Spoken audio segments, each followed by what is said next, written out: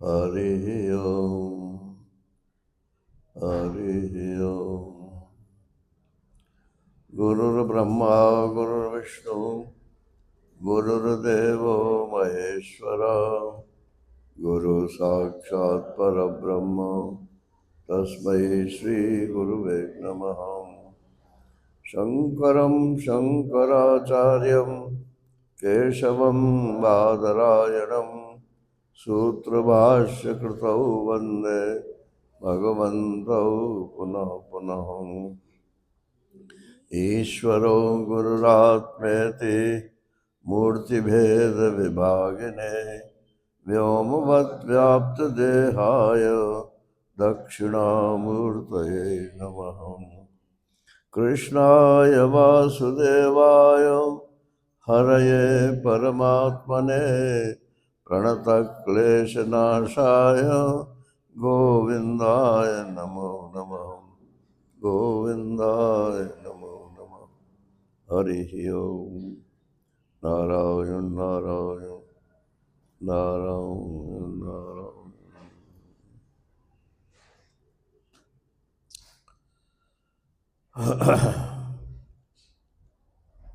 कल का तो 13वां अध्याय था।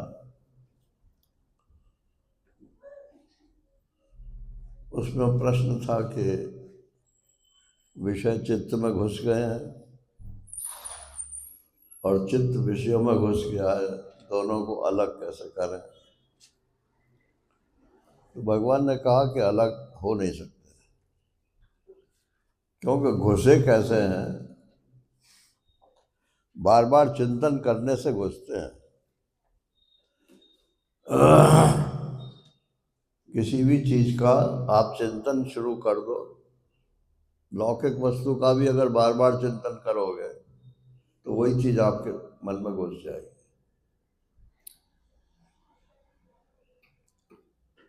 तो इसी प्रकार परमात्मा की बात है। परमात्मा के बारे में भी बार बार चिंतन करो तो परमात्मा घुस जाएगा, विषयों के बारे में चिंतन करो तो विषय घुस जाएगा। तो बोले अब जो घुस गए सो घुस गए, तुम अपने को मन और विषय दोनों से अलग उनके साक्षी के रूप में लो। साक्षी का ये कुछ नहीं बिगाड़ सकते। अब वो साक्षी कैसे होता है, तो यही सारा वेदांत की प्रक्रिया है। इसमें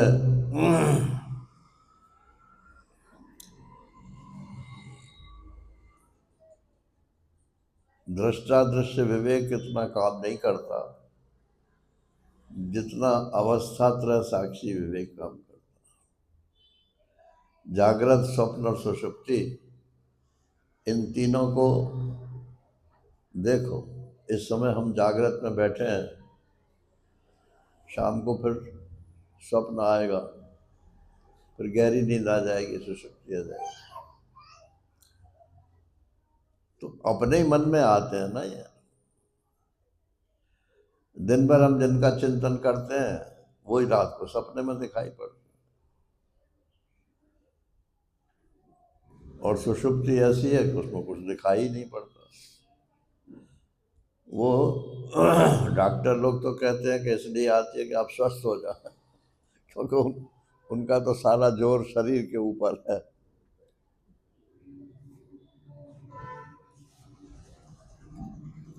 बस बस बस बस।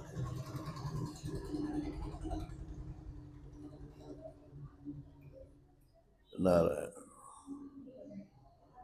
लेकिन सुषुप्ति इसलिए आती है कि वो आपको आत्मा का बोध करा सके। जब सब कुछ नहीं रहता तब आप रहते हो या नहीं रहते। गहरी नींद में हम रहते हैं कि नहीं रहते। अगर नहीं रहते तो राम राम सत्य हो जाएगी।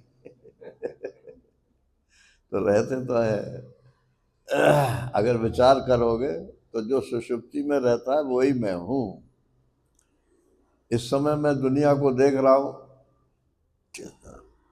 और सपने में अपने सपने को देखता हूं, फिर कुछ नहीं देखता। कुछ नहीं को भी मैं ही देखता हूं और कुछ को भी मैं ही देखता हूं। और कुछ के उल्टे सीधे स्वरूप को भी मैं ही देखता हूँ सपने में। सपने होए भिकार नृप, रंक नाक पति होए, जागे हान न लाभ कछु तिम प्रपंच जिय जो। जो सपने सिर काटे कोई, जागे बिन न दूर दुख कोई। सपने में अपना सिर कट गया, अब रो सपने में तो सिर क्या जुड़ जाएगा? और कटाई नहीं तो जुड़ेगा क्या? उसका एक ही इलाज है कि किसी धक्के से नींद खुल जाए। नींद खुली तो मालूम पड़ जाएगा कि मेरा तो सिर कटा ही नहीं था, मैं तो ठीक ठाक। ऐसे ही आत्मज्ञान होता है। और अंत में उन्होंने ये कह दिया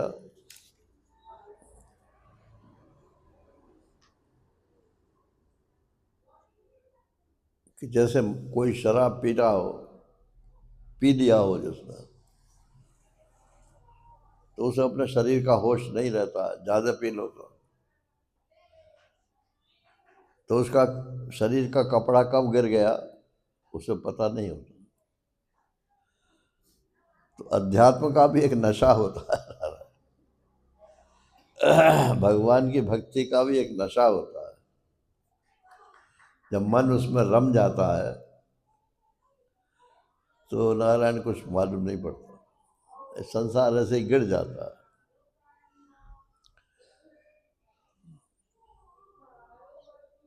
मदिरा मदांधा, बोले शरीर तो उसका काम करेगा कि हाँ, जब तक प्रारब्ध है तब तक करेगा। शरीर का तो प्रारब्ध आपको मानना पड़ेगा। शरीर ही आपको मालूम ना पड़े तो प्रारब्ध की भी जरूरत नहीं है। लेकिन शरीर तो मालूम पड़ता है ना कि ऐसा क्यों हुआ, ऐसा हुआ, ऐसा हुआ, तो उसका कारण भी फिर आपको मालूम कर। कारण प्रारब्ध है। भक्त लोग कह देते हैं ईश्वर की कृपा है, ज्ञानी लोग कह देते हैं कि कुछ हुआ ही नहीं। तो आंख मूंद लो, कुछ नहीं हुआ, इससे कोई मतलब समस्या का हल तो नहीं होता। और ईश्वर की कृपा है तो ईश्वर तो सब कुछ कर ही रहा है।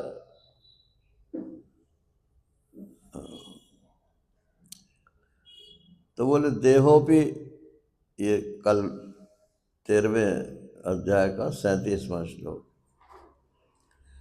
देहोपि देव वशगः खलु कर्म यावत्, स्वारंभकम प्रति समीक्षत एव सासु,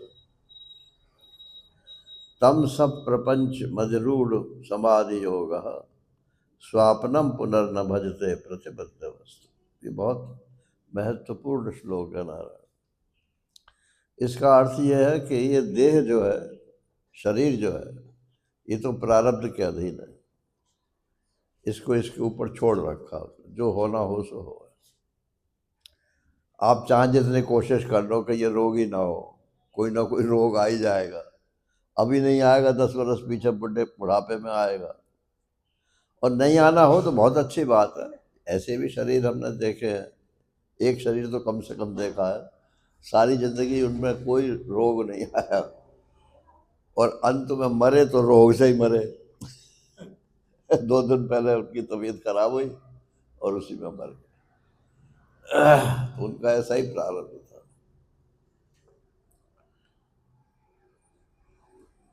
तो वो सिर्फ प्रतीक्षा करता रहता है कि कब ये प्रारब्ध खत्म हो जाएगा, शरीर गिर पड़ेगा।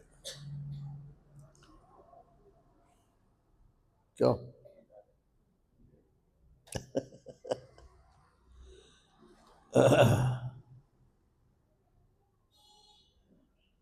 और जब शरीर पर ध्यान नहीं रहता, संसार पर ध्यान नहीं रहता, तो मन कहाँ जाएगा? मन आत्मा को हो तो आत्मा में जाएगा, परमात्मा को परमात्मा में जाएगा। आत्मा परमात्मा एक ही वस्तु है। वस्तु एक ही है, नाम दो है। कोई आत्मा के नाम से अच्छा समझता है, कोई परमात्मा के नाम से अच्छा समझता है, कोई भगवान के नाम से। भागवत जी में ये शुरू में ही दे दिया है। ब्रह्मेति परमात्मेति भगवान इति शब्द। ये जो अद्वितीय ज्ञान है, इसके ये तीन नाम हैं। कोई ब्रह्म कहते हैं, कोई भगवान कहते हैं, कोई परमात्मा कहते हैं। वेदांती लोग ब्रह्म बोलते हैं, भक्त लोग भगवान बोलते हैं, योगी लोग परमात्मा बोलते हैं। तो ये प्रपंच का जब विस्मरण हो जाता है तो एक तरह से वो समाधि में रहता है। लगाता नहीं है समाधि, उसकी समाधि लग जाती है। समाधि माने मन जो है टंग जाता है।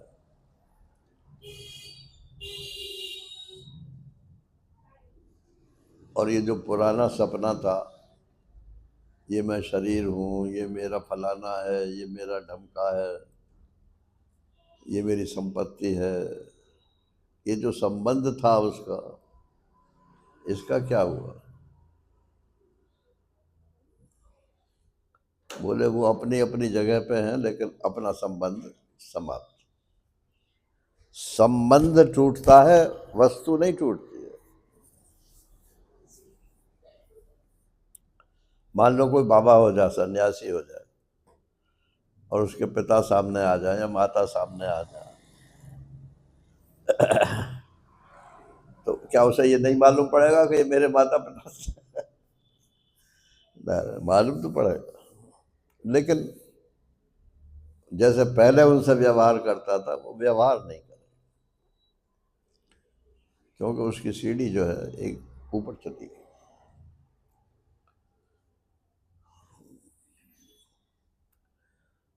पुनर्न भजते प्रतिबद्ध वस्तु, उनका फिर वो सेवन नहीं करते। ये ये जो लाइन है ना, पुनर्न भजते प्रतिबद्ध वस्तु, जिस चीज का निषेध करके आया है वो, ये मैं नहीं हूं, ये मेरा नहीं है, मेरा इससे कोई संबंध नहीं है, क्या ज्ञान होने के बाद फिर उन्हें कहेगा कि ये मेरा है? नहीं, खत्म। अब उद्धव जी ने, ये तो प्रसंग यहाँ पूरा हो जाता है। अब उद्धव जी ने अलग प्रश्न किया कि भगवान, आपने भक्ति की बड़ी महिमा गाई है, तो भक्ति कैसे कल्याण करती है और उसका क्या स्वरूप है, ये मुझे बताइए। असल में शास्त्र जो है वो प्रश्नोत्तर के माध्यम से ही चलता है। अगर कोई प्रश्न न करे तो उत्तर कौन देगा? तो उद्धव जी ने भक्ति के संबंध में प्रश्न किया।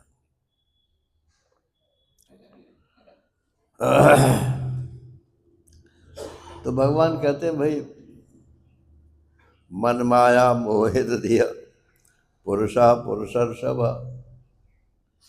मेरी माया तो सर्वत्र व्याप्त है, तो किसी की बुद्धि कैसे ही सोचती है, किसी की बुद्धि कैसे ही सोचती है। ये सब माया के भेद है ना। माया का काम क्या यही है कि सबको भूल में डालता रहे? नहीं, माया का ये काम नहीं है। माया एक झंझाट, क्या बोलते हैं उसे, तूफान में जैसा हवा आती है ना, तो तूफानी हवा है। आपके पैर उखड़ गए तो हवा के साथ ही चले जाओगे, और पैर जमे रहे तो हवा अपनी जगह चली जाएगी। तो ये माया जो है, ये तूफानी हवा है, झंझा बोलते हैं। अगर आपके भक्ति में या भगवान के ज्ञान में पैर जमे हुए हैं, अपने स्वरूप पर जमे हुए हैं, तो आपके ऊपर से निकल जाएगा। और नहीं तो जैसे माया का है झोंका, उसी झोंके में बह जाए। सब बह ही रहे हैं उसमें। जीवन का लक्ष्य पैसा कमाना है, डंके की चोट बोलते हैं। अब पैसा चाहिए, ये तो ठीक है, लेकिन जीवन का लक्ष्य पैसा कमाना, पैसा क्या नाम है, पैसा कमाना है, ये लक्ष्य नहीं हो सकता। जीवन का लक्ष्य परिवार बनाना है, परिवार बनाओ, वो जीवन जीने का एक ढंग है। लेकिन वो जीवन का लक्ष्य नहीं हो सकता। सन्यास भी जीवन का लक्ष्य नहीं है, वो भी एक जीवन जीने का ढंग है।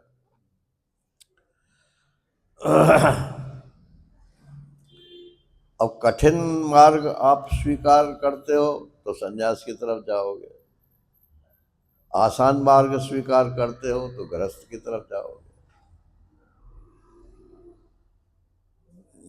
लेकिन ये तो जब गृहस्थ में घुस जाता है ना, तब पता चलता है कि यही मार्ग कठिन है।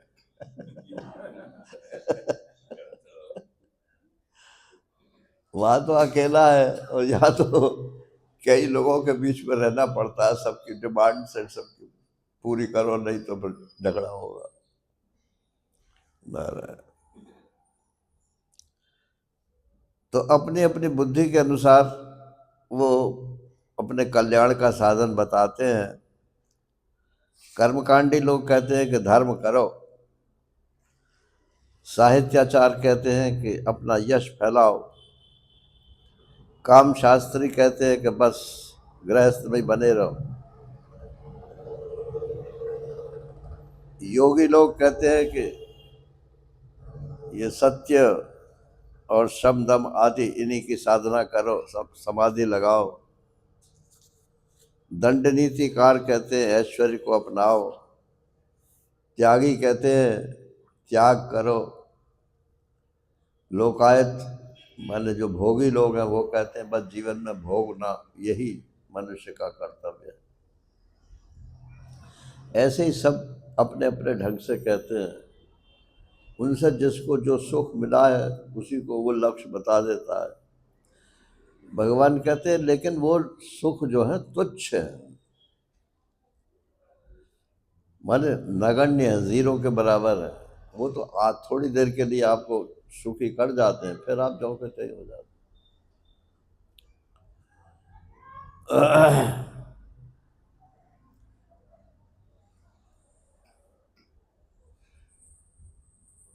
उनके फेर में नहीं पड़ना चाहिए। अब मैं बताता हूँ, भगवान कह रहे हैं मैं बताता हूँ कि लक्ष्य क्या है। भगवान की जो भक्ति है, मेरी भक्ति जो है, वही जीवन का लक्ष्य है। किसी न किसी की तो भक्ति करेंगे, अपने देह की करें या अपने घर वालों के देह की करें, या किसी नेता की करें या किसी देवी देवता के देह की करें, तो भगवान के देह की क्यों नहीं करते सीधे सीधे? ये मतलब मय्यर्पितात्मनः सभ्यः निरपेक्षस्य सर्वतः मया आत्मना सुखम यत् तत्कुतः स्यात् विषयात्मनाम। बोले मेरी भक्ति वो कर सकता है जो किसी और की भक्ति ना करे।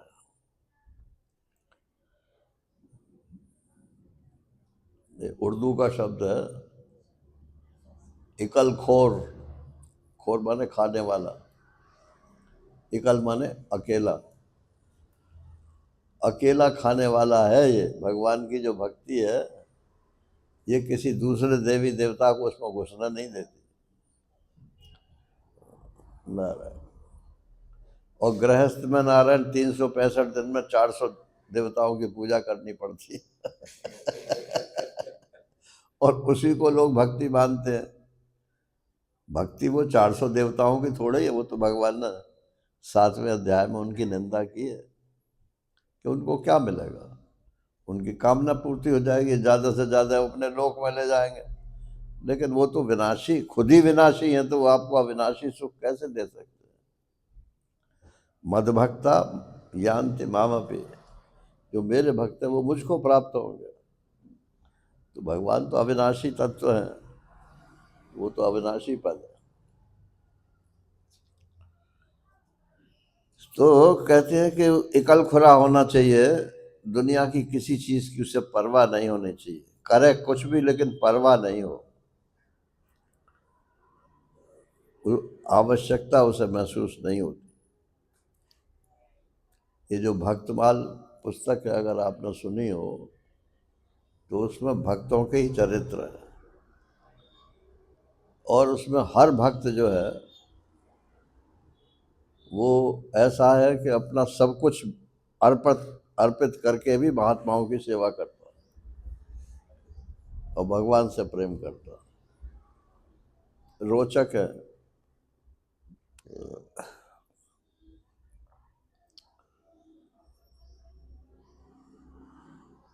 तो कहते हैं कि जब किसी की उसे परवाह नहीं है और सिर्फ मुझे ही वो प्रेम करता है तो मैं उसके मैं के रूप से स्फुरित होने लगता हूँ। मतलब ये जो मैं अहम अहम अहम जो वृत्ति बन रही है, इसका अर्थ क्या है? विश्वात्मानंद। अरे नहीं भाई, इसका अर्थ है ब्रह्म, परमात्मा, भगवान। तो अहम अहम तो ज्ञानी के में भी स्फुरित होता है और अज्ञानी के में भी स्फुरित होता है। स्फुरन माने जैसे पानी में बुलबुला उठता, बुल बुल बुल बुल, ऐसे ही अंतःकरण में ये वृत्ति उठती रहती है, अहम अहम अहम अहम। इसका अर्थ क्या है? इसका अर्थ है परमात्मा। और जो संसारी लोग हैं उनके अर्थ है ये मैं शरीर। तो मैं उसकी आत्मा के रूप में मया आत्मना सुखम यत्तत् कुतः स्यात् विषयात्। जो सुख उसको मिलता है मेरे भक्त को, वो और किसी प्रकार से किसी को नहीं मिल सकता। अब उसके लक्षण बता रहे हैं। अकिंचनस्य दान्तस्य शान्तस्य समचेतसः मया संतुष्ट मनसः सर्वा सुखमया दिशः। अकिंचन है,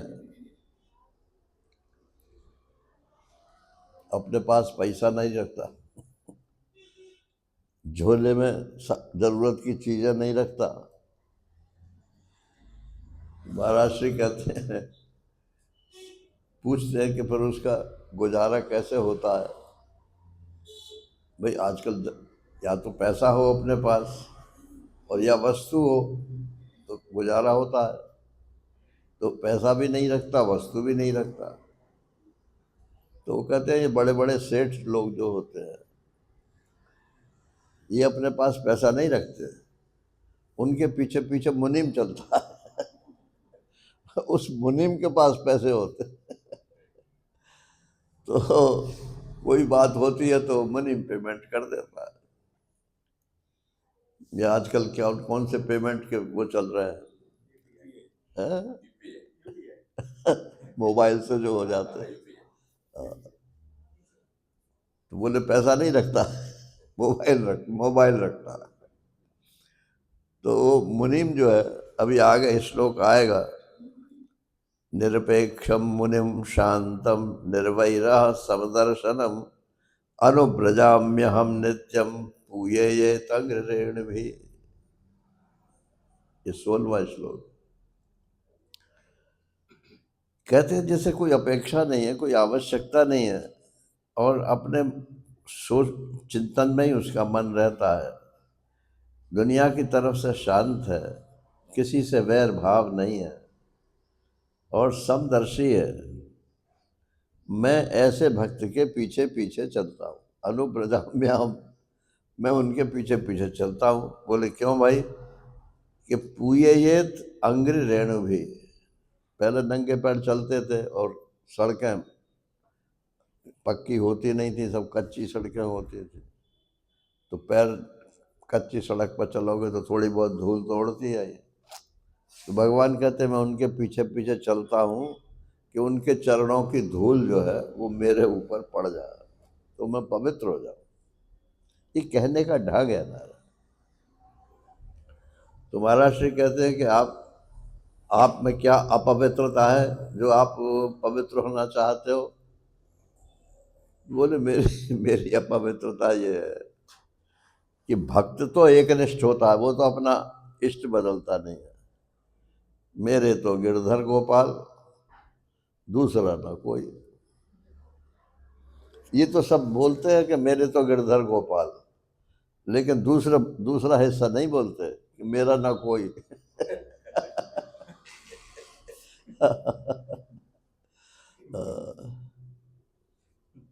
तो वो तो एक निष्ठ है, उनका तो कोई दूसरा है नहीं, वो तो मेरे को ही सब कुछ मानते हैं। और मैं ऐसा हूं कि ये कहता है कि हे भगवान तुम मेरे भाई हो, कि हाँ भैया मैं तेरा भाई हूँ। वो कहता है कि तुम मेरे दोस्त हो, कि हाँ भैया मैं तेरा दोस्त हूँ।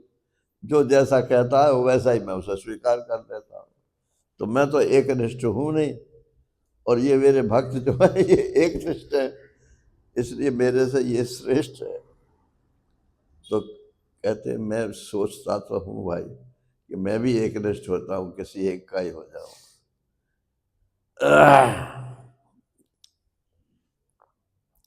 तो अनुप्रजा में हम नित्यम, मैं उनके पीछे पीछे चलता हूँ।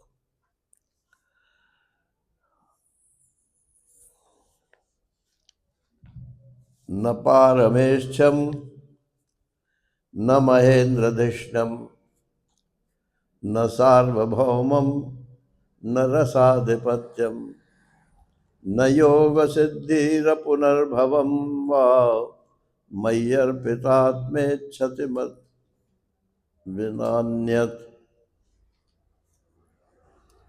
जो मेरा भक्त है वो तो कहता है कि मुझे ब्रह्मा जी का पद नहीं चाहिए, न पारमेष्ठम न महेंद्रधिष्ठम, न इंद्र का पद चाहिए, न सार्वभौमम सारी दुनिया का राजा बन जाऊं ये भी उसकी इच्छा नहीं है, न रसाधिपत्यम और न वो स्वर्ग का रस लेना चाहता है, न योग सिद्धि, योग की सिद्धि भी वो कोई नहीं चाहता।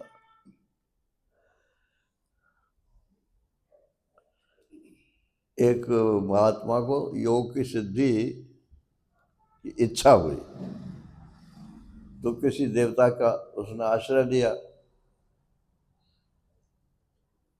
तो देवता ने कहा भाई तुम्हें एक सिद्धि मिल सकती है, बस उसे मांग लो। तो उसने बहुत सारी चीजें मांगी। बोले भाई ये मेरे बस की नहीं है, ये मेरे बस की नहीं, क्योंकि डिपार्टमेंटल हेड्स हैं ये देवता लोग जो है। अब आप जो है फाइनेंस मिनिस्टर से एग्रीकल्चर की बात मानो, माँ वो कहेगा एग्रीकल्चर में जाओगे, मेरा डिपार्टमेंट नहीं है। तो उन्होंने कहा बस मैं एक एक सिद्धि दे सकता हूँ कि क्या, कि दुनिया में कोई भी सूखा रोग वाला बालक होगा तो तुम्हारे खून की एक बूंद यदि उसके मुंह में डाल दी जाए तो वो ठीक हो जाए। बड़ा खुश हुआ। अब वो गांव में गया और जितने सूखा रोग के, पहले सूखा रोग बहुत चलता था, क्या बोलते हैं उसे, रिकेट्स, हाथ पैर सब पतले पतले हो जाते हैं। तो उसने ढौंडी पिटवा दी कि जिसका बालक सूखा रोग से ग्रस्त हो मैं ठीक कर दूँ। अब वो बूंद अपनी निकाल के डाले और वो ठीक भी हो जाए। अब तो महाराज भीड़ लग गई वहां, भीड़ लग गई, सारा खून तो उसका निकल गया। अब वो भागा वहां से। मैं तो मर जाऊंगा। वो भागा और भीड़ उसके पीछे पीछे, अरे महाराज हमको तो एक ही बूंद चाहिए बस आप। बोले तुझे तो एक बूंद चाहिए, मगर इतने लोगों को एक एक बूंद दूंगा तो मेरा क्या हाल होगा। पेड़ पर चढ़ गया था। जब लोग वहां से चले गए तब उतरा, फिर देवता की अब आराधना करी। अब क्या बात है भाई कि मैं अपनी सिद्धि वापस लो।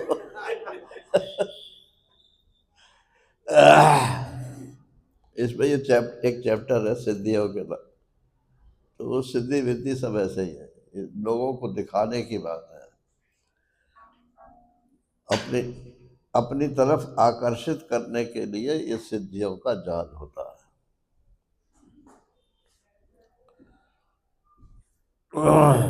तो उसे तो कुछ चाहिए नहीं, मय्यर्पित आत्म इच्छति मत बिना अन्य, बस उसे तो एक ही अभिलाषा है कि उसका मन जो है परमात्मा में लगा।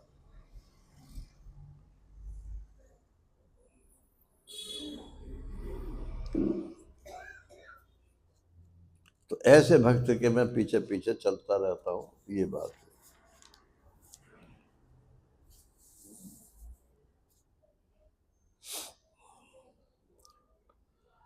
अब भक्ति की प्रशंसा करते हैं, आपको थोड़ी सी अपनी तरफ से भी बात बता देता हूँ।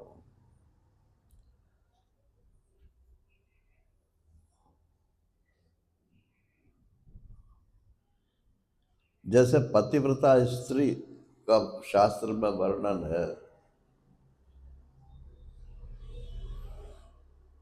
कि वो सपने में भी किसी दूसरे पति पुरुष के बारे में पति रूप से नहीं सोचती, बस इसी को भक्ति भक्ति माने एक का हो जाना। वल्लभ संप्रदाय में इसको अनन्यता बोलते हैं, दूसरा नहीं। मैंने शायद यहाँ तो नहीं सुना है, इंदौर में एक माई जो है बोली हमारे घर भोजन कर लो। मैंने कहा अच्छी बात, भोजन हमें तो करना ही है कहीं ना कहीं। चले गए उसके घर, तो वो भोजन ऐसे ही नहीं करा रही थी, उसकी कुछ कामना थी। तो जब मैं भोजन कर चुका तो मैंने कहा भाई चलूँ मैं? तो बोले 1 मिनट रुक जाओ, मेरी लड़की को ब्याह ना हो रहा। तो मैंने क्यों नहीं हो रहा भाई, मंगली तो नहीं है कहीं? कि हाँ मंगली है। मन के इसीलिए देर लग रही है, मंगली का असर एक उम्र तक रहता है, उसके बाद में खत्म हो जाता। इतने में वो लड़की को बुला लिया उसने, लड़की आ गई। अब मेरे मन में जाने क्या उस समय उठ गई बात।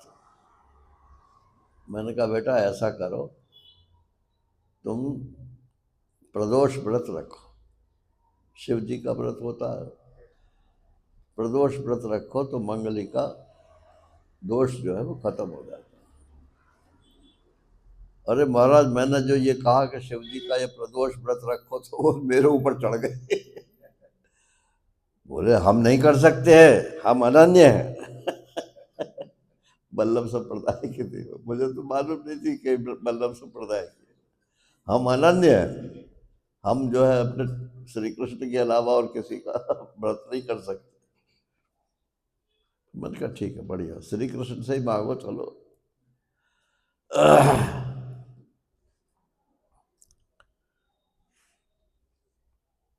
तो भक्ति माने होता है अनन्यता, और जब तक अनन्यता नहीं होती वो भक्ति नहीं होती है, वो प्रेम होता है।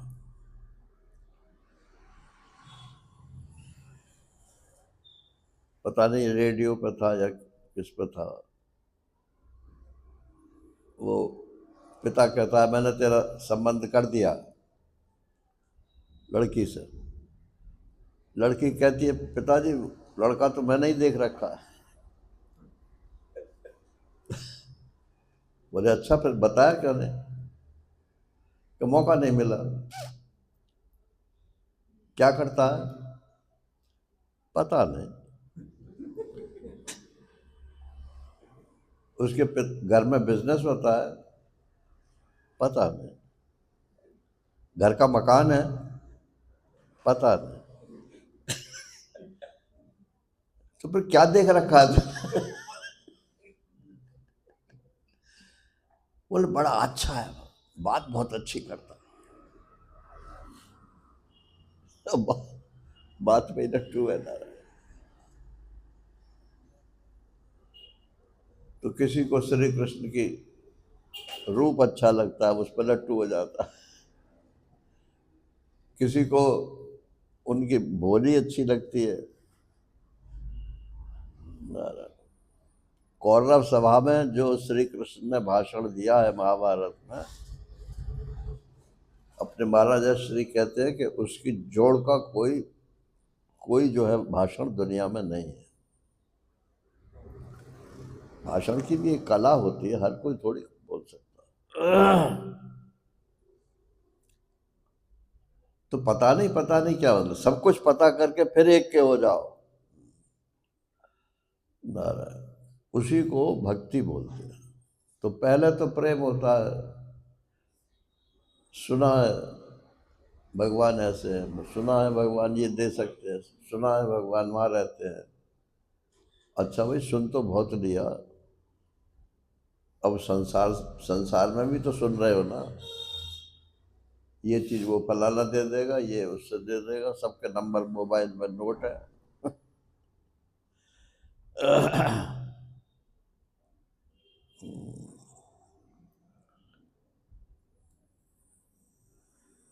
अनन्य आश्रय का त्याग,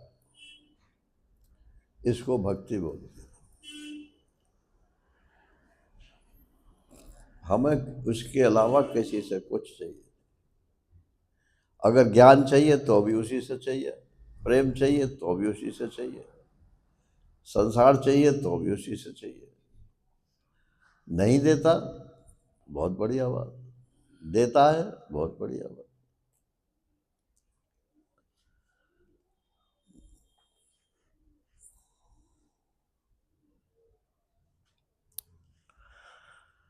न साधयत माम योगो न सांख्यम धर्म उद्धव न स्वाध्याय तपस्यागो यथा भक्त यथा क्या है भक्तिर ममोर्जिता। कहते हैं न तो मेरे को योग से कोई साधना कर, योग से पकड़ सकता है, न सांख्य माने ज्ञान से पकड़ सकता है, न धर्म से, न स्वाध्याय, न तप, न त्याग, केवल भक्ति से मैं पकड़ में आता।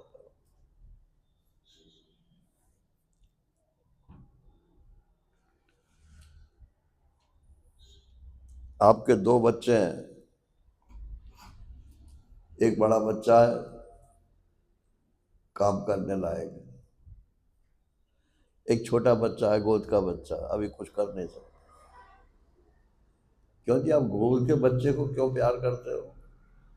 वो तो वो तो कुछ कमाता नहीं, कुछ आपको देता नहीं, छोटे से क्यों प्यार करते? इसलिए करते हैं कि वो टोटली माँ बाप के ऊपर निर्भर है,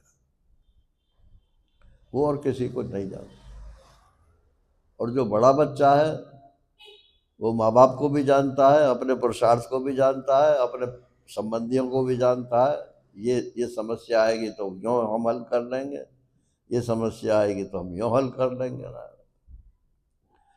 और छोटा बच्चा जो है, रामायण में भी लिखा है कि मेरा जो भक्त है वो बालक के समान, बालक सम।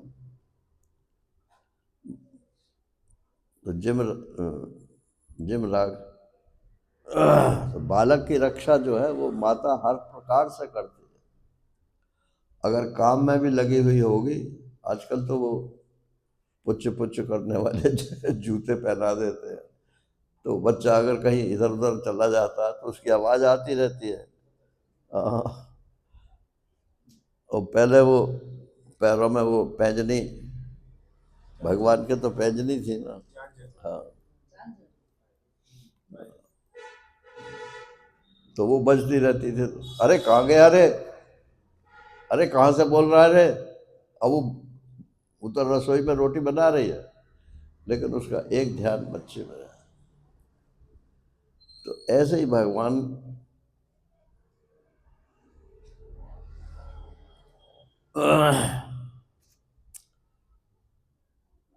जो टोटली भगवान के ऊपर निर्भर हो जाता है, हर समय भगवान उसका ध्यान रखते।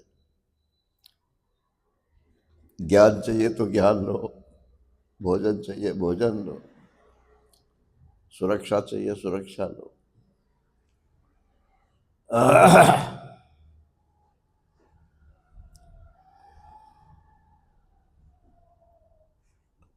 नारायण।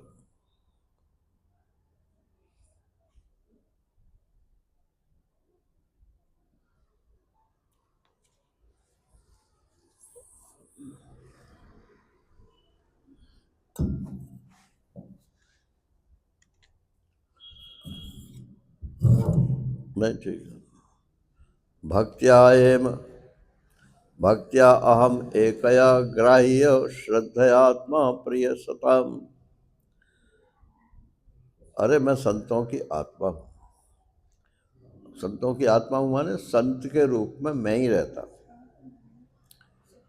भगवान वहाँ कहाँ रहते हैं?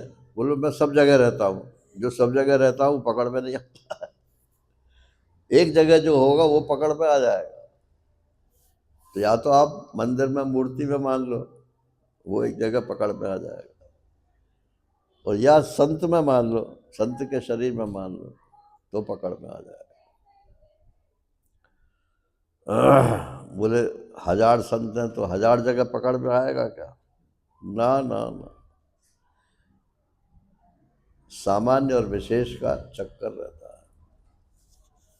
सभी संत श्रद्धा के पात्र हैं, लेकिन जो सद्गुरु है वही, उसी में परमात्मा का साक्षात्कार होता है। वो एक ही होता है।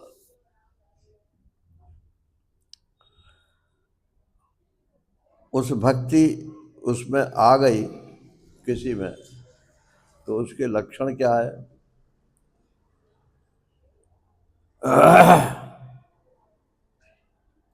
वाग गदगदा द्रवते यस्य चित्तम। भगवान की चर्चा करते करते उसकी वाणी गदगद हो जाती, उसका चित्त जो है वो पिघल जाता है। रुदत्य अभीक्षणम, कभी लगता है कि भगवान चले गए तो रोने लगता। हंसती, कभी मिल गए अपने ख्याल में तो हंसी आ जाती है।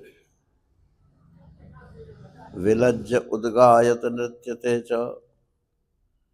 और कभी नाचने लगता है उनके नाम को लेकर। कोई लज्जा आती है क्या उसे? बोले ना। विलज्ज, लज्जा छोड़ करके, उद्गायति, जोर जोर से गाता है नारायण, और नृत्यते च, और नाचने लगता। मदभक्ति युक्तो भुवनम पुनाति।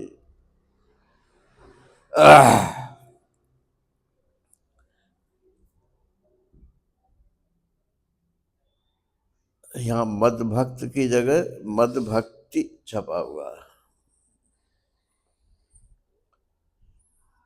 लेकिन हमको बहुत दिनों से पढ़ते हैं तो मदभक्त याद आता।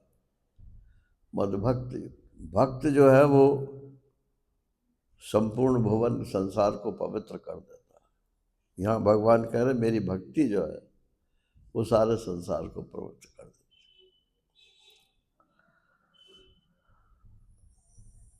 आज चैतन्य महाप्रभु कहाँ पैदा हुए? बंगाल के एक छोटे से जगह में, नदिया, और उनका विस्तार कितना हो गया।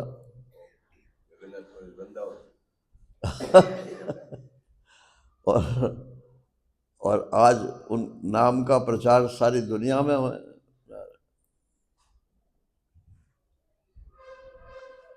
तो मदभक्त युक्तो भुवनम पुनाति, ये चैतन्य महाप्रभु का फल नहीं है, चैतन्य महाप्रभु की भक्ति का फल है, या भगवान के भक्त होने का फल है।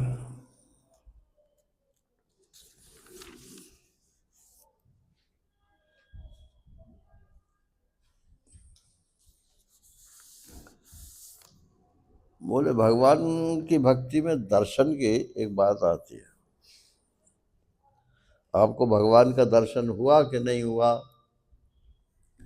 अब ज्ञानी लोग तो झूठे ही कह देते हैं हाँ हो गया। क्योंकि उन्हें तो आत्मा के रूप से दर्शन होता है। तो दर्शन का मतलब तो आंखों से दिखना है ना, तो आत्मा तो कभी आंखों से दिखना होता नहीं है। तो वो तो जो कहते हैं कि हाँ हो गया, वो उनका मतलब कि हमको आत्म साक्षात्कार हो गया। उनका ये मतलब नहीं है कि हमको श्री कृष्ण का साक्षात्कार हो। और वो क्या नाम है, मीरा इत्यादि जो भक्त हुए हैं, उनको तो साक्षात भगवान सामने दिखते थे, आज भी दिखते हैं। ऐसी बात नहीं है कि कोई पहले ही दिखते थे, आज भी दिखते हैं। तो भगवान तो सामने खड़े हैं, लेकिन आपकी आंख जो है वो स्थूल वस्तु को देखने की आदि है, तो इसमें सूक्ष्म में प्रवेश नहीं करती आंख। भगवान खड़े हैं, अभी इस समय भी खड़े हैं। अगर आपकी बुद्धि और आंख सूक्ष्म वस्तु को देखने की आदी हो, मेहनत की हो इसमें आपने, मेहनत नहीं, प्रेम से ही होता है।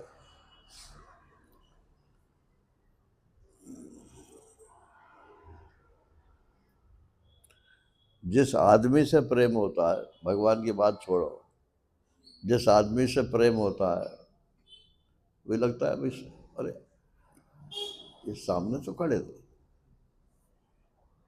सामने खड़ा,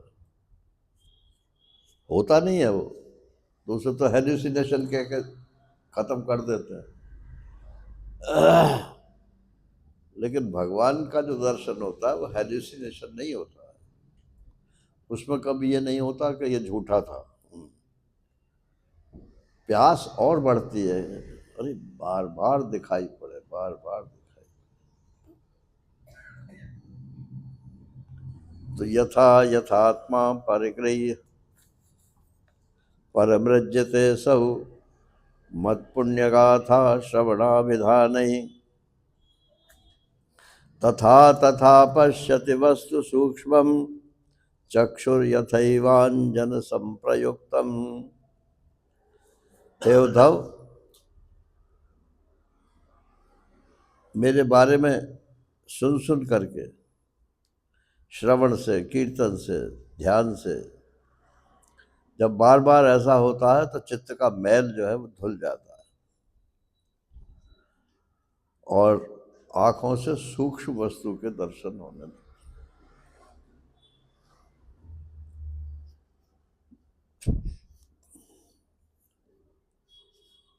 अच्छा, एक महात्मा थे तो बाद में तो खैर उनकी पोल खुल गई। लेकिन वो कहते थे कि मैं भगवान कृष्ण का दर्शन कराता हूँ। तो ठीक है, हमारे एक मित्र थे तो वो उन्हें अपने घर लेवा गए। तो वो क्या करते थे कि चित्र रख दिया एक भगवान श्री कृष्ण का, और उनकी पूजा करवाई, आरती करवाई। और देखो अभी भगवान आपको इसमें दिखाई देंगे, दिखाई दे रहे हैं ना? बोले नहीं, नहीं दिखाई दे रहे। अच्छा अच्छा, दिखाई देंगे, देखो आ गए, आ गए भगवान, आ गए। अब उनका जो लिवा के ले गए थे, उनका लड़का था एक छोटा। बोले ये आप तो बड़े हो गए हो, आपकी तो वासना बहुत है, आपको नहीं दिखाई देंगे, इस बच्चे को दिखाई देंगे। तो बच्चे को बैठा दिया वहां, बोले सामने टकटकी लगा के देखो, आपको कृष्ण दिखाई दे रहे हैं ना? फिर देखो ना, अरे कुछ तो दिखाई दे रहा होगा। बोले मुझे तो प्रसाद के पेड़े दिखाई दे रहे।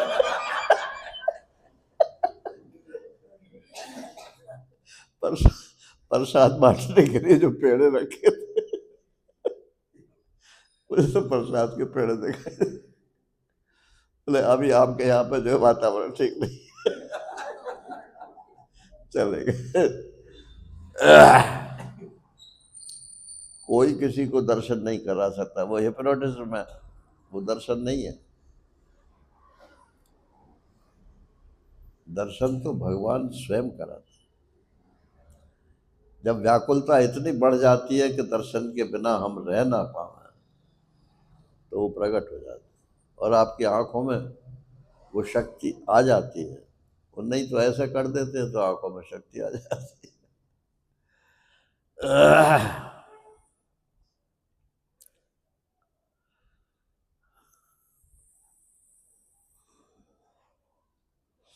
भक्ति में विघ्न क्या है?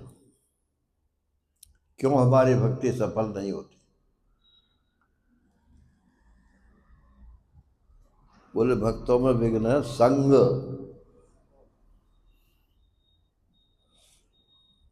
आप संग जीवन सुबह से शाम तक जिन लोगों का साथ करते हो वो कैसे लोग?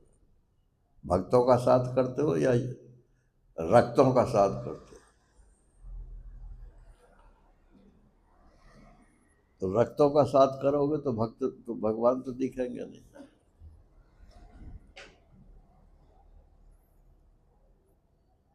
तो दो ही चीजें हैं मनुष्य के जो गिराने की बात है, एक काम और एक लोभ। ये दो स्थायी तो नहीं कहना चाहिए, दो वृत्तियां हैं मुख्य, पैसा और जननेंद्रिय का सुख।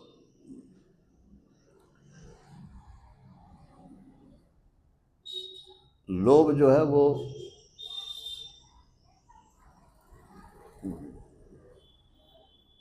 क्या, वो स्लो स्लो पॉइजन। लोभ जो है वो स्लो पॉइजन है, वो मालूम नहीं पड़ता है, पैसा बढ़ता जाता है। तो अगर उसका सदुपयोग हो तो कोई बात नहीं है, लेकिन सिर्फ अगर पैसा ही बढ़ रहा है तो वो आपको अपना शिकार बनाए बना नहीं रहे।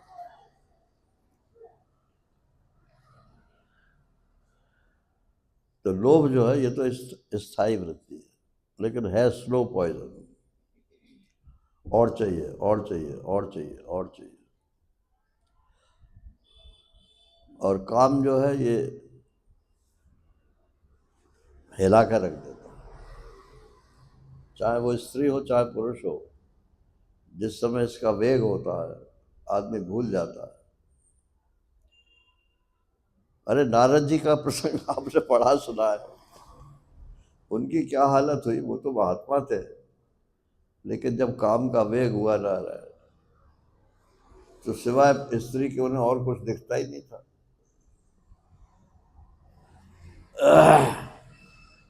तो भगवान कह रहे हैं कि जो कामी लोग हों वो तो चर्चा काम की करेंगे, और जो लोभी लोग होंगे वो चर्चा पैसे की करेंगे। उन लोगों का साथ मत करो। गृहस्थ आश्रम जो है वो भोग के लिए नहीं है। भोग भोग सीमित भोग से निवृत्ति के लिए।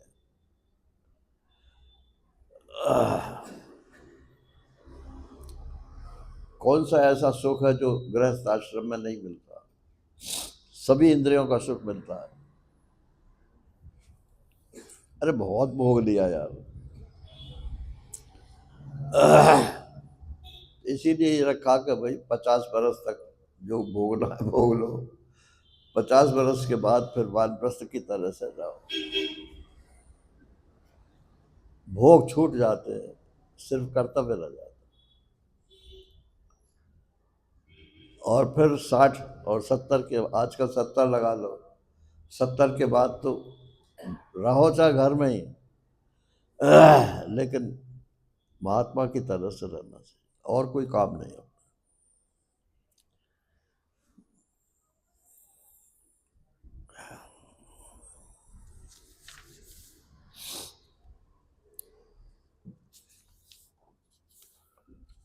इसके बाद ये 17वां अध्याय ले रहा हूं।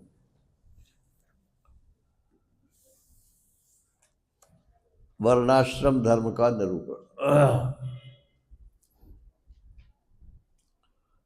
हम तो जी ब्राह्मण हैं, हम तो जी क्षत्रिय हैं, हम तो जी वैश्य हैं। अच्छा है तो ठीक है, इसमें कौन कौन सी बात।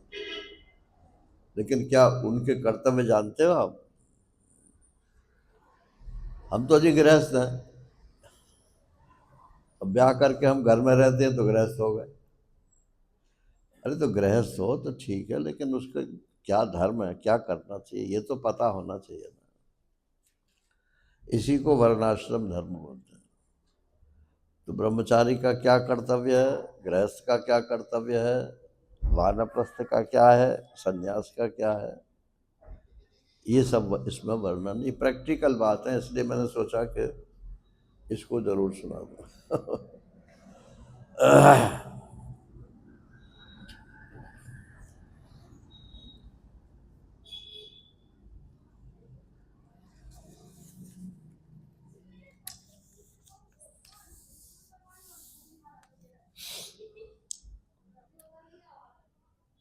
धर्म्यम, ये 9वां श्लोक। धर्म्यम एष तव प्रश्नो नैश्रेयस्करो नृणाम वर्णाश्रमाचारवताम तम उद्धव निबोध में। तुम्हारा प्रश्न बहुत अच्छा है उद्धव। अब मैं वर्णाश्रम धर्म की बात तुमको समझाता हूँ।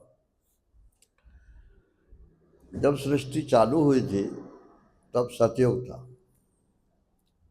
आदौ, शुरुआत में सतयुग था। उसका नाम कृतयुग भी था।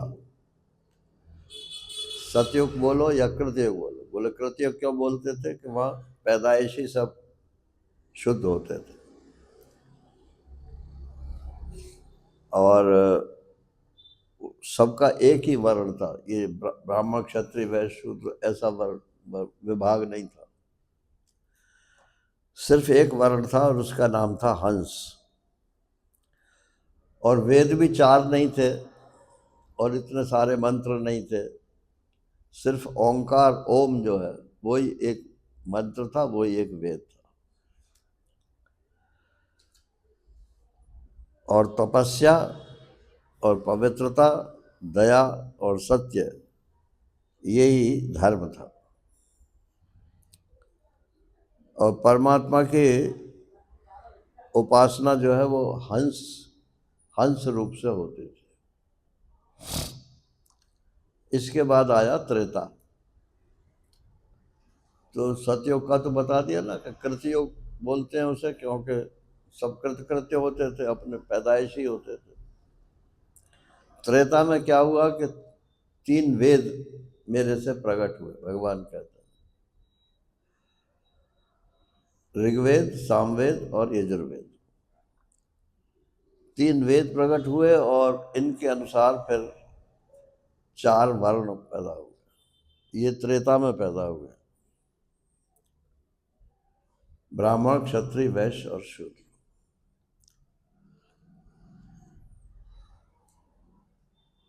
और ये 4 आश्रम हो गए, ब्रह्मचर्य, गृहस्थ, वानप्रस्थ और संन्यास।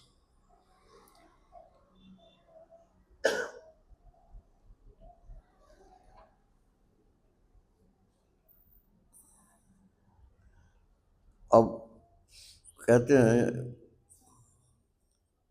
आसन प्रकृतियो नृणाम नीचई नीचोत्तमोत्तमा। इनमें नीच ऊंच था वर्णों में। ब्राह्मणों मुखमासित, मेरे मुंह से ब्राह्मण पैदा हुए तो ब्राह्मण श्रेष्ठ है। और उरस्थ भुजाओं से क्षत्रिय पैदा हुए, उससे नीचे आ गए। और जंघाओं, मेरी जंघा से वैश्य पैदा हुए और उससे नीचे आ गए। और मेरे चरणों से शूद्र पैदा हुए और नीचे आ गए। तो जो स्थान भगवान का ऊंचाई पे था उसी हिसाब से ये ऊंचे हो गए, और जो नीचाई पे था वो नीचे हो गए। वैसे कोई ऊंच नीच नहीं है, क्योंकि एक ही शरीर के हिस्से हैं। लेकिन चलोगे तो पैरों से ही चलोगे ना। खड़े हो गए तो जांग के बल ही खड़े हो गए। अगर जांग टूट गई भीम ने जो है दुर्योधन की जांग ही तो तोड़ी थी, नहीं दुशासन की, और दुर्योधन की भी जांग तोड़ी थी।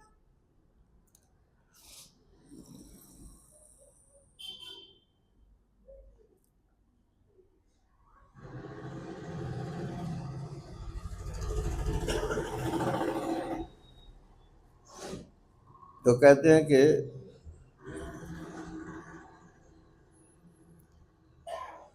अब स्वभाव बता रहे हैं सबके। शमोदमस्तप शौचम संतोष क्षांतिरार्जवम मद्भक्तिश्चित दया सत्यम ब्रह्म प्रकृति। शम मन की शांति, दम इंद्रियों की शांति, तप शौच पवित्रता, संतोष क्षमा सीधापन, मेरी भक्ति, दूसरों पर दया, सत्य का ग्रहण, ये ब्राह्मण की स्वाभाविक धर्म। स्वाभाविक का मतलब भाष्यकार कहते हैं शंकराचार्य जी महाराज कि ये एक जन्म में स्वभाव नहीं बनता है, कितने जन्मों से ये जब स्वभाव बन के आ रहा है तब वो प्रकट होता है। तो आज जो हम किसी के स्वभाव कहते हैं ये इसका ब्राह्मण स्वभाव है, तो वो एक जन्म की कमाई नहीं है ना वो पहले कई जन्मों की कमाई का फल है।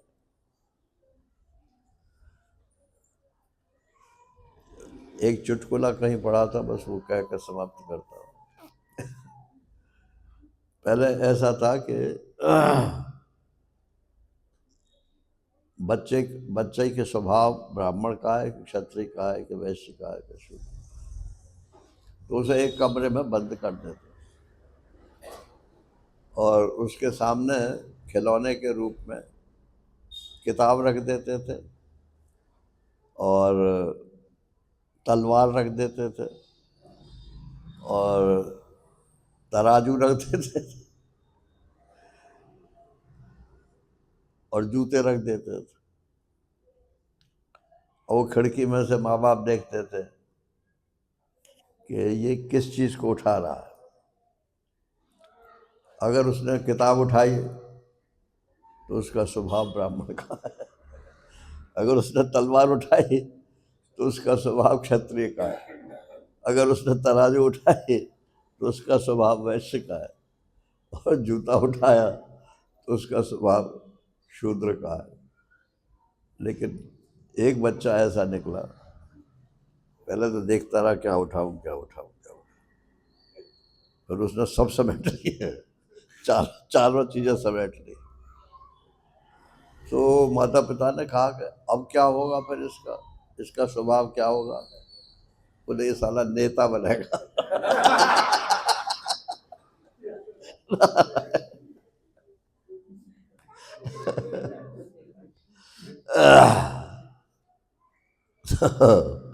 ये ब्राह्मण का स्वभाव बता दिया। क्षत्रिय का स्वभाव तेजो बलम धृति शौचम, ये सब गीता में जो के श्लोक आए हुए हैं।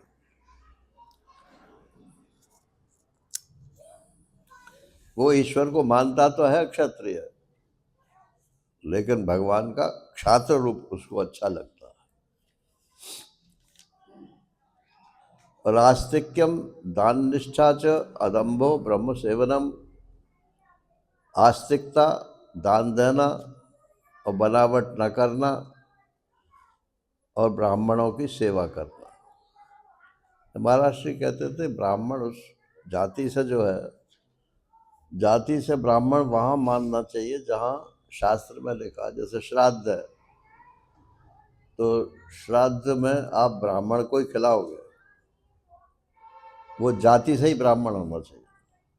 माने कर्मकांड के अंतर्गत जहाँ ब्राह्मण शब्द आता है वहाँ जाति से मतलब है, और भक्ति में और ज्ञान में अगर कहीं ब्राह्मण शब्द आता है तो वो स्वभाव से मतलब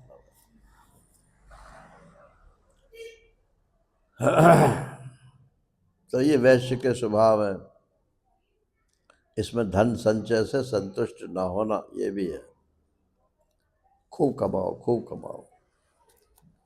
और शुश्रूषणम द्विजगवाम देवानाम चाप्य माया तत्र लब्धे न संतोष शूद्र प्रकृति यस्त्विदा।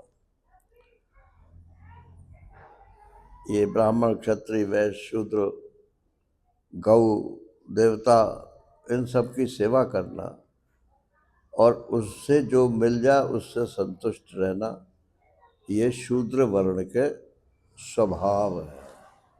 आज नहीं मानेंगे इस बात को, और बोल भी मत देना ये यहीं पे बोल रहे हैं नहीं तो कोई ना कोई दफा लग जाएगी। यूट्यूब पे आएगा। हाँ यूट्यूब पे कुछ भी हो तो कोई फर्क नहीं है।